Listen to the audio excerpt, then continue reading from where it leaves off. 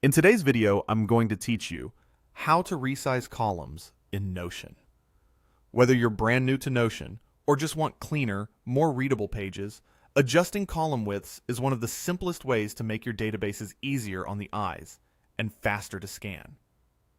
First, open a page with a database. This can be a table view or a board view. The idea is the same across both. You'll change how much space each column takes, so your content isn't cramped or overflowing. Let's start with a table. Look at the top row where your property names appear.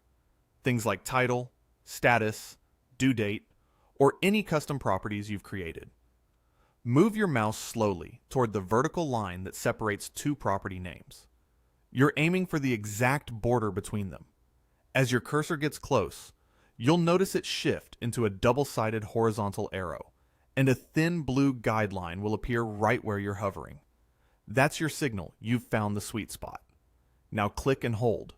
While holding, drag your mouse to the left to make the column narrower, or to the right to give it more room. As you drag, watch the blue line. It shows exactly where the new edge will land. When it looks right, release the mouse. You can do this for any column, and you can repeat it as many times as you like until everything fits the way you want. A few tips make this even smoother. Move the mouse in small, steady motions for precise control. If your text is getting cut off with ellipses, widen that column a bit. If there's too much empty space, tighten it up to reduce scrolling. And if the cursor doesn't change to a double-sided arrow right away, try nudging left or right a pixel or two until you catch the border. This works similarly on boards. Each column in a board groups your items by a property like status or priority.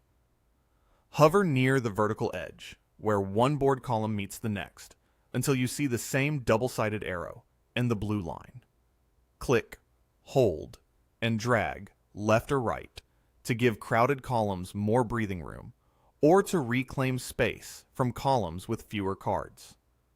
If you're on a smaller screen or using a trackpad, a slower drag helps you dial in the perfect width. And remember, you're not changing your data, just how it's displayed, so feel free to experiment and refine as your needs evolve.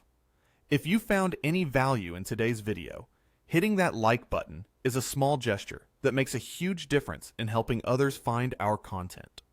We're always looking to grow, so please drop a note in the comments, whether it's a specific part you enjoyed or a suggestion on how we can level up our production. We read every single one, and your feedback directly shapes what we build next.